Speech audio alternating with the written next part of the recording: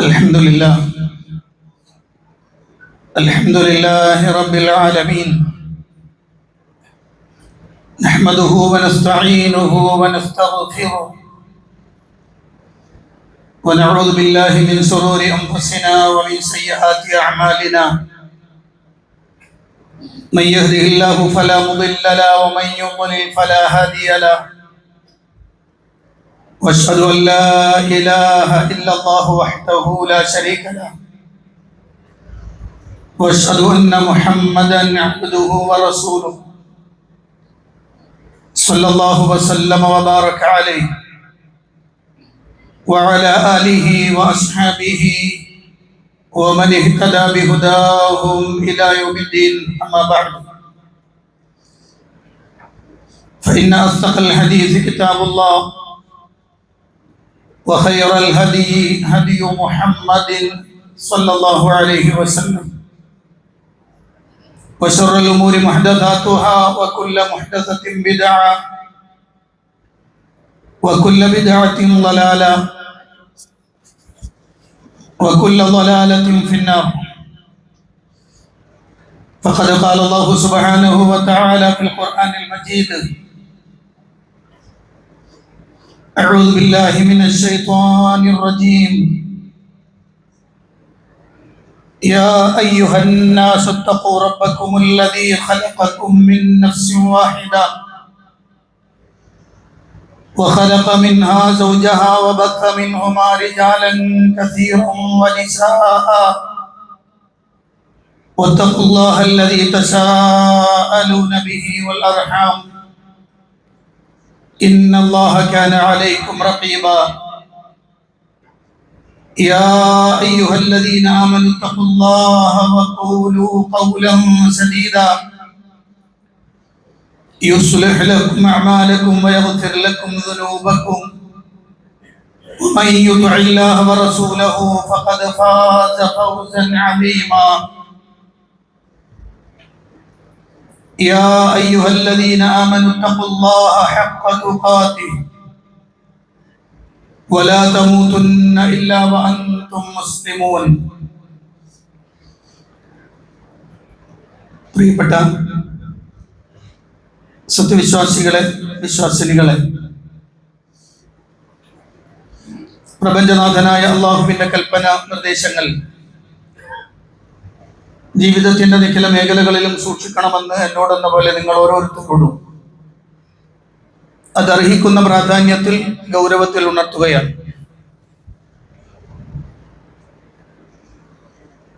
പുതിയ ഒരു വർഷത്തിലേക്ക് നാം പ്രവേശിച്ചിരിക്കുകയാണ്. വളരെ ഗൗരവതരമായ ചിന്തകളും ആലോചനകളും ഒരു വിശ്വാസി എന്ന നിലയിൽ നമ്മളിൽ സദാ ഉണ്ടാവേണ്ടതുണ്ട്. കഴിഞ്ഞ ഒരു വർഷം അത് വെറുതെ കഴിഞ്ഞുപോയതല്ല. കഴിഞ്ഞുപോയതെല്ലാം കഴിഞ്ഞുപോയി എന്ന ഒരു വർത്തമാനം, ഒരു ചിന്ത വിശ്വാസികൾക്കുണ്ടാവില്ല. കാരണം കഴിഞ്ഞുപോയതെല്ലാം നാളെ റബ്ബിന്റെ അടുത്ത് നമ്മുടെ കർമ്മരേഖയായി നമ്മുടെ മുന്നിലേക്ക് കൊണ്ടുവരപ്പെടുന്നതാണ്. അതുകൊണ്ട് തന്നെ അതിനെക്കുറിച്ചുള്ള ഗൗരവതരമായ ഒരു ആലോചന സത്യവിശ്വാസികൾക്കുണ്ടാവണം. പുതിയ വർഷത്തിലേക്ക് പ്രവേശിക്കുമ്പോൾ ആദ്യത്തെ മാസം മുഹറമാണ്. വളരെ പ്രാധാന്യമുള്ള മഹത്വമുള്ളൊരു മാസമാണ് മുഹറം. യുദ്ധം നിഷിദ്ധമായ 4 മാസങ്ങളിൽ പെട്ടതാണ് എന്നത് മാത്രമല്ല, അതിന് പ്രത്യേകമായി ചില കാര്യങ്ങൾ കൂടി അള്ളാഹുവിന്റെ പ്രവാചകൻ സല്ലല്ലാഹു അലൈഹി വസല്ലം നമുക്ക് പഠിപ്പിച്ചു തന്നിട്ടുണ്ട്. മറ്റു മാസങ്ങളിൽ ഇല്ലാത്ത ചില പ്രത്യേകതകൾ ഈ മാസത്തിലുണ്ട്, അഥവാ യുദ്ധം നിഷിദ്ധമായ 4 മാസങ്ങൾക്കുണ്ട് എന്നാണ്. പരിശുദ്ധ ഖുർആനിലെ സൂറത്ത് തൗബയുടെ 36-ാമത്തെ വചനത്തിൽ അള്ളാഹു പറയുന്നത്, ഇന്ന ഇദ്ദത്തശ് ശുഹൂരി ഇൻദല്ലാഹ് 12 ശഹ്റൻ ഫീ കിതാബില്ലാഹ് യൗമ ഖലഖസ് സമാവാതി വൽ അർദ് മിൻഹാ അർബഅത്തുൻ ഹുറും ذلك الدين القيم فلا تظلموا فيهن أنفسكم. അല്ലാഹു സുബ്ഹാനഹു വ തആല പറയുന്നു, അല്ലാഹുവിന്റെ അടുത്ത് മാസം കണക്കാക്കപ്പെടുന്നത് 12 മാസങ്ങളാണ്. അല്ലാഹുവിന്റെ കിതാബിൽ അഥവാ ലൗഹുൽ മഹ്ഫൂദിൽ അത് രേഖപ്പെടുത്തിയത് അങ്ങനെയാണ്. യൗമ ഖലഖസ് സമാവാതി വൽ അർദ്, ആകാശഭൂമികൾ സൃഷ്ടിക്കപ്പെട്ടതു മുതൽ മാസം 12 എണ്ണമാണ്. മിൻഹാ അർബഅത്തുൻ ഹുറും, അതിൽ നിന്ന് 4 മാസം പവിത്രമായ മാസമാണ്. ആ പവിത്രത എങ്ങനെയാണ് എന്ന് അല്ലാഹു ശേഷം പറയുന്നത് ഫലാ തദ്ലിമു ഫീഹിന്ന അൻഫുസകും എന്നാണ്.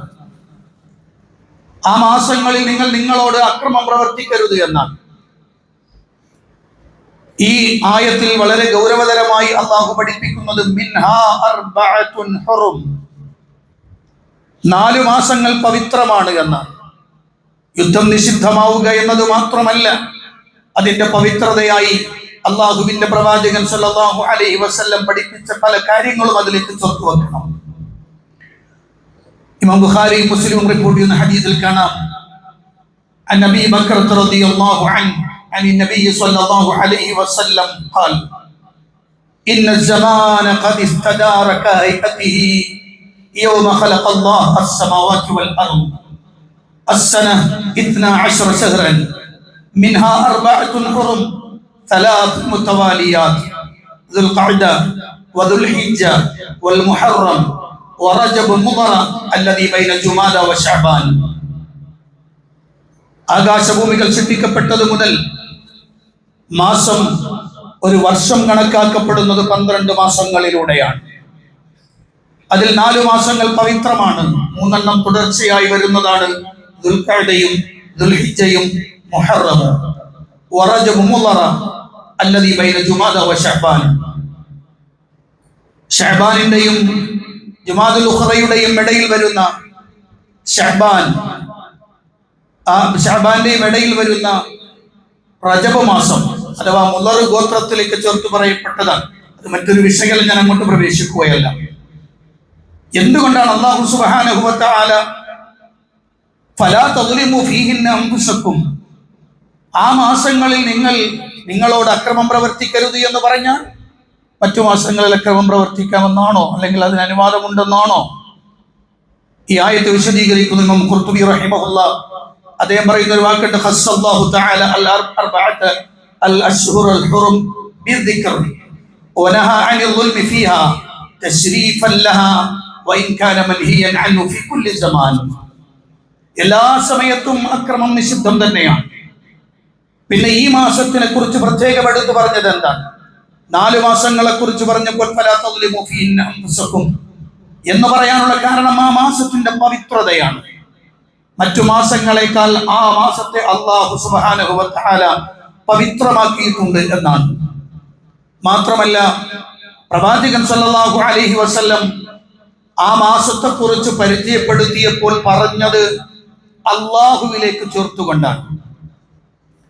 പ്രവാചകൻ സല്ലല്ലാഹു അലൈഹി വസല്ലമയിൽ നിന്ന് അബൂ ഹുറൈറ റളിയല്ലാഹു അൻഹു നിവേദനം ചെയ്യുന്ന ഹദീസിൽ കാണാം, നബി സല്ലല്ലാഹു അലൈഹി വസല്ലം പറഞ്ഞു, അഫ്ളലു സിയാമി ബഅദ റമളാൻ ശഹറുല്ലാഹ് അൽ മുഹറം.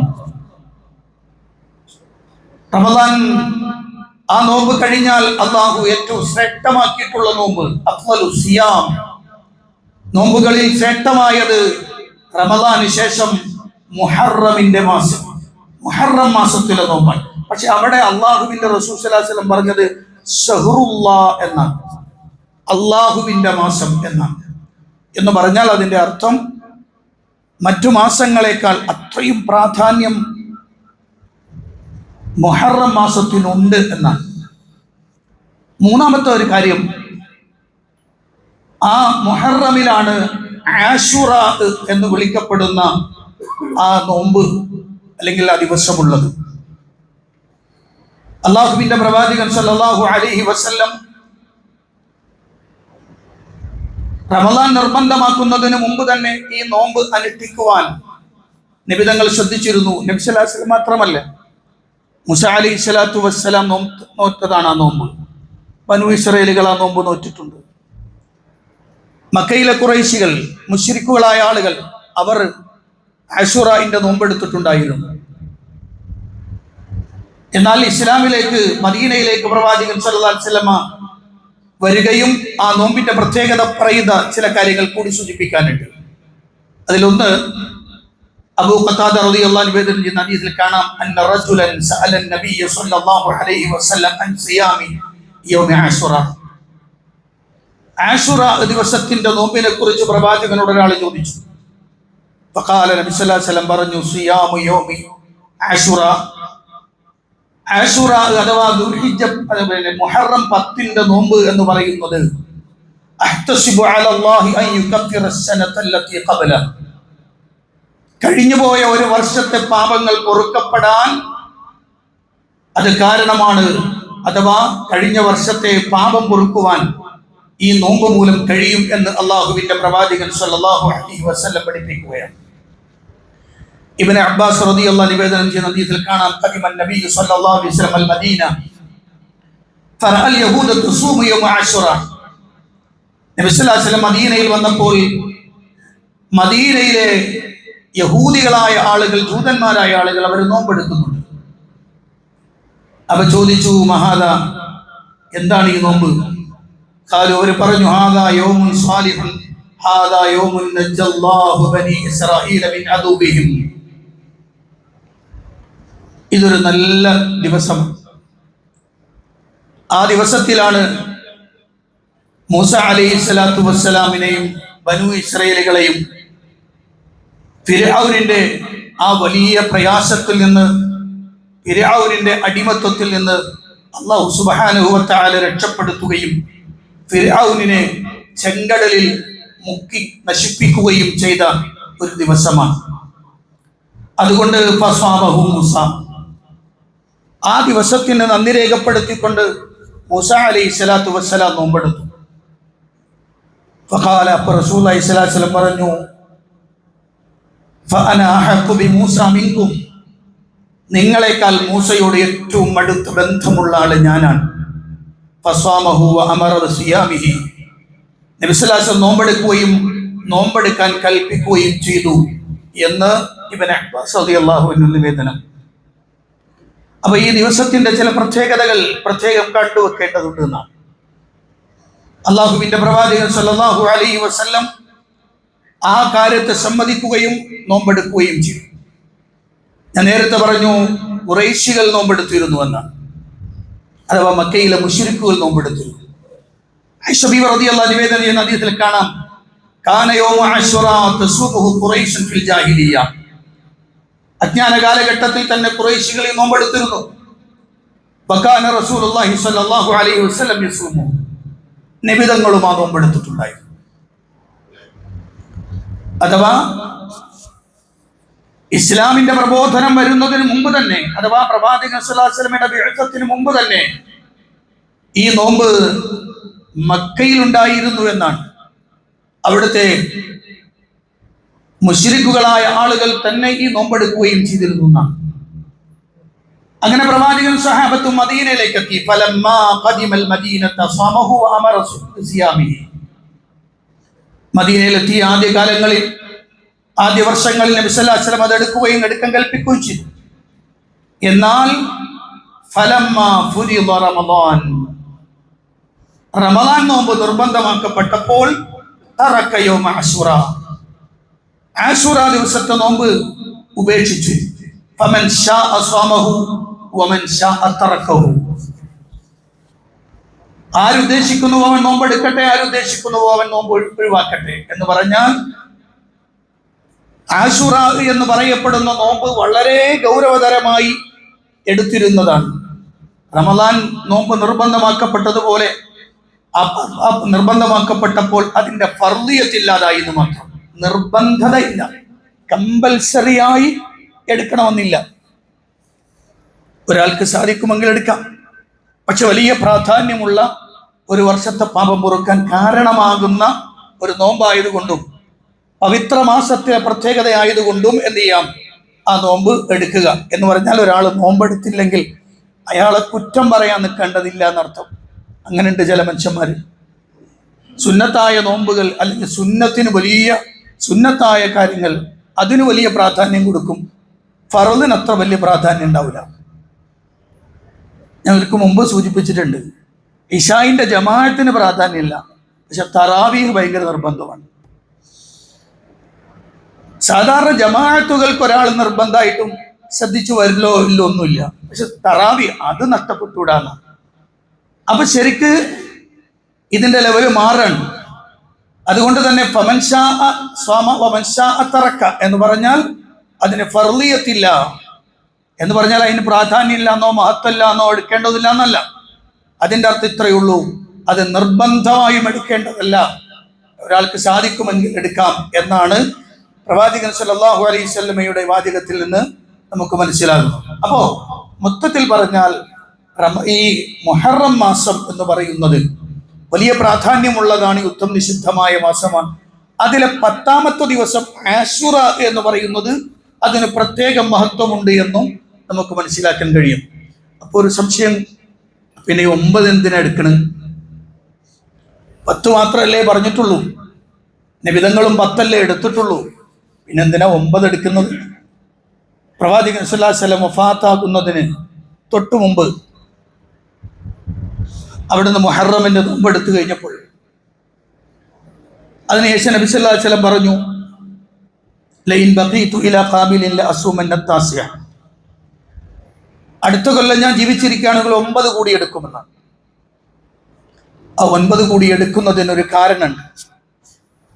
അത് ഖിലാഫൻ ലിൽ യഹൂദ്, യഹൂദികളോട് എതിരാകാനാണ്. അതായത് മുസ്ലിങ്ങൾ ജൂതന്മാരോട് എല്ലാ വിഷയത്തിലും എതിരായവരായിരിക്കണമെന്നാണ്. അവരുടെ വിശ്വാസ ആചാര കർമ്മ മേഖലകളിലെല്ലാം ഏത് കാര്യങ്ങളിലും ജൂതനോട് എതിരാകണമെന്നതാണ്. അത് മുസ്ലിമീങ്ങളോട് അള്ളാഹുവിന്റെ റസൂൽ സ്വല്ലല്ലാഹു അലൈഹി വസല്ലമ കൽപ്പിച്ചതാണ്. അവസാനമായി പറയാനുള്ളതായിരുന്നു, ആശുറ നോമ്പ് ജൂതന്മാരും എടുക്കും, മുസ്ലിങ്ങളും എടുക്കും. അപ്പൊ നബി സല്ലല്ലാഹു അലൈഹി വസല്ലം വഫാത്താകുന്നതിന് മുമ്പ് പറഞ്ഞു, അടുത്ത വർഷം ജീവിച്ചിരുന്നാൽ 9 കൂടി എടുക്കും. അപ്പോൾ 9ഉം സുന്നത്തായി വന്നു. കാരണം പ്രവാചകൻ സല്ലല്ലാഹു അലൈഹി വസല്ലമയുടെ ഖൗല്, ഫിഅല്, തഖ്രീറാത്തുകളെല്ലാം സുന്നത്താണ്. അതുകൊണ്ട് തന്നെ പ്രവാചകൻ സല്ലല്ലാഹു അലൈഹി വസല്ലമ കൽപ്പിച്ചതും പറഞ്ഞതും ചെയ്തതും എല്ലാം സുന്നത്തായി വരുന്നു എന്നതുകൊണ്ട് തന്നെ മുഹറമിന്റെ 9ന്റെ നോമ്പെടുക്കാം. ഇനി ഒരാൾക്ക് 9ന്റെ നോമ്പെടുക്കാൻ കഴിഞ്ഞില്ല, അയാൾ 10ാമത്തെ നോമ്പെടുക്കുക, 10ന്റെ നോമ്പെടുത്ത് ഇപ്പൊ വരുന്ന ഈ ജൂൺ 25, 26 വ്യാഴം വെള്ളിയുമാണല്ലോ 9, 10 വരെ. അപ്പൊ ഒരാൾക്ക് വ്യാഴാഴ്ച നോമ്പെടുക്കാൻ കഴിഞ്ഞില്ല എന്നുണ്ട് എങ്കിൽ വെള്ളിയാഴ്ച ദിവസം അയാൾ നോമ്പെടുത്താൽ ശനിയാഴ്ച കൂടി എടുക്കണം. 10 എടുക്കണം, 11 എടുക്കണം. കാരണം 9 എന്നത് വന്നത് എന്തിനാണ്? മുഖാലഫത്തുൽ യഹൂദാണ്. അപ്പൊ ആശുറായിന്റെ കൂടെ 11ാമത്തെ ദിവസം കൂടി നോമ്പെടുക്കണം. അപ്പൊ 9 എടുക്കാൻ കഴിഞ്ഞില്ലെങ്കിൽ 10ഉം 11ഉം എടുക്കണം. ഇങ്ങനെ എതിരാവുക എന്ന വിഷയത്തിൽ പ്രവാചകൻ സല്ലല്ലാഹു അലൈഹി വസല്ലമയുടെ ആ ഖൗലിനെ അന്വർത്ഥമാക്കാൻ അംഗീകരിക്കുന്ന പ്രവർത്തിക്കുന്ന രൂപത്തിലേക്ക് വരണമെങ്കിൽ എന്ത് ചെയ്യണം? 11 കൂടി എടുക്കണം. ഇതാണ് ഈ സമയത്ത് സൂചിപ്പിക്കാനുള്ള അല്ലാഹു അനുഗ്രഹിക്കുന്നത്.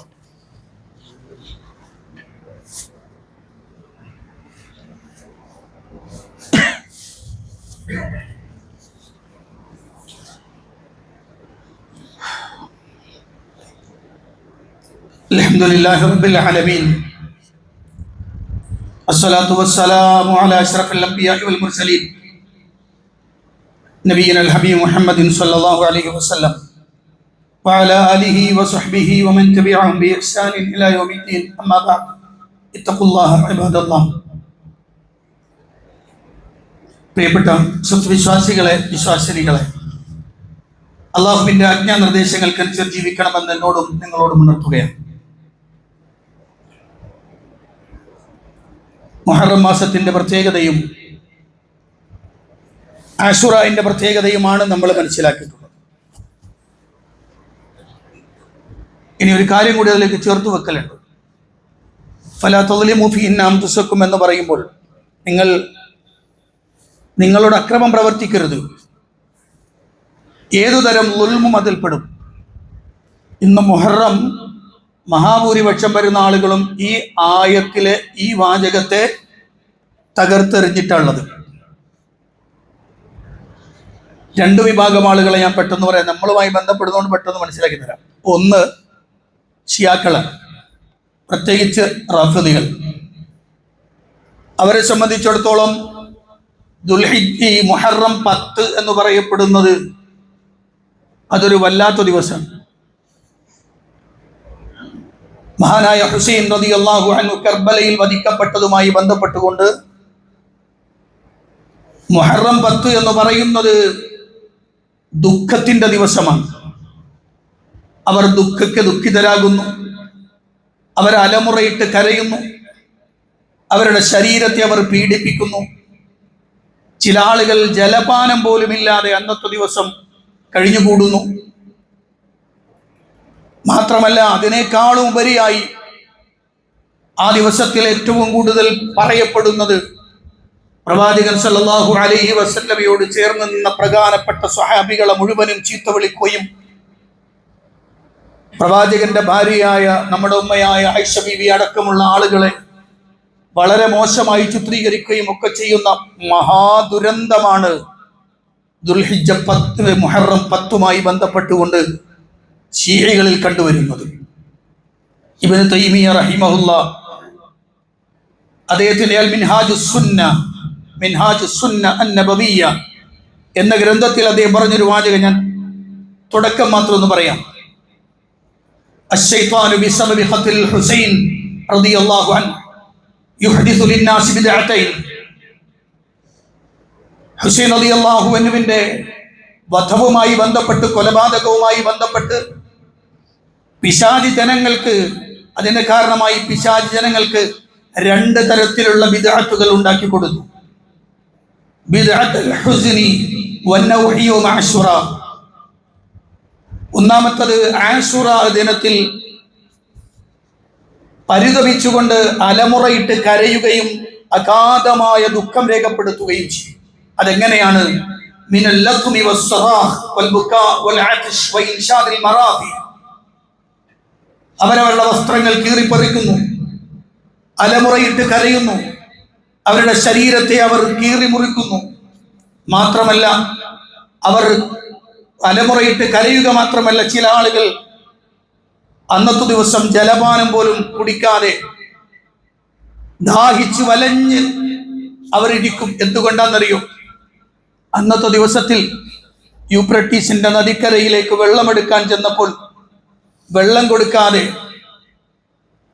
അവരെ ആക്രമിച്ചതുമായി ബന്ധപ്പെട്ട് ദാഹം ശമിപ്പിക്കാൻ പോലും കഴിയാതെ ഈ ലോകത്തോട് വിട പറയേണ്ടി വന്നു എന്നതിൻ്റെ കാരണമായി അവരോട് ആ ബന്ധം സ്ഥാപിക്കുവാൻ ഇവർ വെള്ളം കുടിക്കാതിരിക്കുകയാണ്.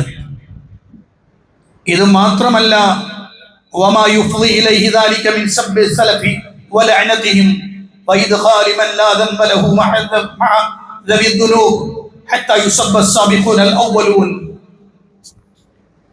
അതിന്റെ കൂടെ തന്നെ വളരെ മോശമായ രൂപത്തിലാണ് സലഫുകളായ ആളുകളെ ചീത്ത വിളിക്കുകയും ആക്ഷേപിക്കുകയും ചെയ്യുക. ഇങ്ങനെ തുടങ്ങി അന്നത്തെ ദിവസത്തെ അതിന് തുടക്കവും ഒടുക്കവും ഒക്കെ ഉണ്ട്. മറ്റു ദിവസങ്ങളുമുണ്ട്, പ്രത്യേകിച്ച് മുഹറം 10 ദിവസം. ഇങ്ങനെ ഷിയാക്കൾ ചെയ്യുന്ന പ്രവർത്തനം അത് അള്ളാഹുവിന്റെ ദീനിൽപ്പെട്ടതല്ല. കാരണം മരിച്ചുപോയ ആളുകളെ കുറിച്ച് അവരുമായി ബന്ധപ്പെട്ട് അലമുറയിട്ട് ഒച്ചയിട്ട് ശരീരത്തെ മുറിവേൽപ്പിച്ച് ശരീരത്തെ ഉപദ്രവിച്ചുകൊണ്ട് കരയുക എന്നത് ഇസ്ലാം പഠിപ്പിച്ചതല്ല. ദുഃഖാചരണം പോലും 3 ദിവസം മാത്രമാണ്. അവിടെയും അലമുറയിട്ട് കരയാൻ പാടില്ല എന്നാണ്. അതൊരു പ്രധാനപ്പെട്ട വിഷയമാണ്. പിന്നീട് എപ്പോഴെങ്കിലും ഞാൻ ഒരിക്കൽ പറയാം. ഇനി മറ്റൊന്നു കൂടിയുണ്ട്. ആ ദിവസത്തിന് ഐക്യദാർഢ്യം പ്രഖ്യാപിച്ചുകൊണ്ട് മുഹറം 10മായി ബന്ധപ്പെട്ട് അന്ന് ഒരു പ്രത്യേക ജിൽസ, ഹുസൈൻ റളിയല്ലാഹു അൻഹുവിന്റെ ആണ്ട് നേർച്ച, അന്ന് പ്രത്യേകം ആളുകൾ ഒരുമിച്ച് കൂടി ഹുസൈൻ റളിയല്ലാഹു അൻഹുവിനെ കുറിച്ച് അദ്ദേഹത്തിന്റെ അപദാനങ്ങളൊക്കെ വാഴ്ത്തി അദ്ദേഹത്തോട് കാണിച്ച ആ പ്രവർത്തനങ്ങളെയൊക്കെ വിമർശിച്ചും ആക്ഷേപിച്ചും ഒരു പ്രത്യേകമായ ആചാരമായി മുഹറം 10 കൊണ്ടാടപ്പെടുന്ന സമ്പ്രദായം ഉണ്ട്. ആദ്യം തുടങ്ങിയത് നാസുബീങ്ങളാണ്. അത് ഇബ്നു തൈമിയ്യ റഹിമഹുല്ലാഹ് പറയുന്നുണ്ട്. എന്നാൽ ഇന്ന് നമ്മുടെ നാട്ടിൽ നമ്മൾ കണ്ടുവരുന്നുണ്ട് മുഹറം ജിൽസ, ഹുസൈൻ റളിയല്ലാഹു അൻഹുവിന്റെ ആണ്ട് എന്ന് പറഞ്ഞുകൊണ്ട് മുഹറം 10 പല കേന്ദ്രങ്ങളിലും പല ഏരിയകളിലും പല കോളേജുകൾ കേന്ദ്രീകരിച്ചുമൊക്കെ ഇത്തരം പരിപാടികൾ നടന്നു വരുന്നുണ്ട്.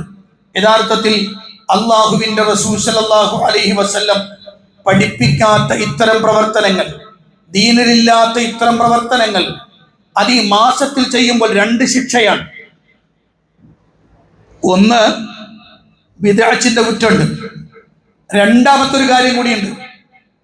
അള്ളാഹു പവിത്രമാക്കിയ മാസത്തിന്റെ പവിത്രതയെ ഹനിച്ചു. അള്ളാഹു സുബ്ഹാനഹു വ തആല അക്രമം തടുക്കരുത് എന്ന് പറഞ്ഞപ്പോൾ അള്ളാഹുവിന്റെ വാക്കിന് യാതൊരു വിലയും കൽപ്പിക്കാതെ ശക്തമായ രൂപത്തിൽ അതിനെ തള്ളിയിട്ട് അള്ളാഹുവിന്റെ റസൂലും അള്ളാഹുവിന്റെ ദീനിലും ഇല്ലാത്ത സംഗതികൾ കടത്തിക്കൂട്ടിക്കൊണ്ടുവന്നു എന്നതാണ്. ശ്രദ്ധിക്കണം, നമ്മൾ അത്തരം കാര്യങ്ങളെ ഗൗരവത്തോടു കൂടി കാണും. ഒരു പവിത്രത എങ്ങനെയാണ്, എന്താണ് അതിന്റെ പവിത്രത? ആ പവിത്രത നമ്മൾ കാണേണ്ടത് അള്ളാഹുവിന്റെ റസൂൽ എന്ത് പഠിപ്പിച്ചു? മുഹറം 10 നബി സല്ലല്ലാഹു അലൈഹി വസല്ലം പഠിപ്പിച്ച നോമ്പെടുക്കാനാണ്. ആ നോമ്പെടുക്കുക, അത് അക്രമം ആ മാസത്തിൽ ചെയ്യാൻ പാടില്ല, അതിൽ നിന്നൊക്കെ വിട്ടു നിൽക്കുക. ഇതാണ് അതിന്റെ പവിത്രത. പക്ഷെ ഓരോരുത്തരും അവരവരുമായി ബന്ധപ്പെട്ടുകൊണ്ട് ഒരു പ്രത്യേക രൂപവും ഭാവവും ഒക്കെ ഉണ്ടാക്കി അതൊരു പുണ്യകർമ്മമാണ്, നല്ലതാണ് എന്ന രൂപത്തിൽ കടന്നു വരികയാണ്. നമ്മുടെ നാട്ടിൽ ഇപ്പോൾ വലിയ പ്രാധാന്യത്തോടുകൂടി നടത്തിക്കൊണ്ടിരിക്കുന്നത് ലഹരിക്കെതിരെയുള്ള വേട്ടയാണ്. പക്ഷെ കേരളത്തിൽ വേണ്ടത് ലഹരിക്കെതിരെയുള്ള വേട്ട കേവലം ഒരു MDMA മാത്രമല്ല ഒതുങ്ങേണ്ടത്. ലഹരി എന്ന് വിളിക്കപ്പെടുന്ന എല്ലാത്തിനും എതിരാവണം. മദ്യശാലകൾ പൂട്ടപ്പെടണം. കേരള ഗവൺമെന്റിന്റെ തന്നെ ആശീർവാദത്തോടുകൂടി നടക്കുന്ന വിദേശ മദ്യശാലകളുണ്ട്, അതടച്ചു പൂട്ടപ്പെടണം. കാരണം എല്ലാം ലഹരി തന്നെയാണ്. കള്ളു കുടിക്കുന്നവരും ഇത്തരം പ്രവർത്തനം ചെയ്യുന്നവരും എല്ലാം ഒരുപോലെയാണ്. ഇതൊരു ശാപമാണ് കേരളത്തിന്, നമ്മുടെ നാടിന് ശാപമാണ്. ഉമ്മുൽ ഖബായിസ്, എല്ലാ തിന്മകളുടെയും മാതാവ് കൂടിയാണ് ഈ ലഹരി ഉപയോഗം. അതുകൊണ്ട് എല്ലാം വേണം. ഞാൻ പറഞ്ഞു വരുന്നത്, അതിൻ്റെ കൂടെ ചേർത്ത് വെക്കേണ്ട അടുത്തൊരു വേട്ട കൂടിയുണ്ട്. അതെന്താണെന്നറിയോ? ആത്മീയ കേന്ദ്രങ്ങൾക്കെതിരെയുള്ള വേട്ട.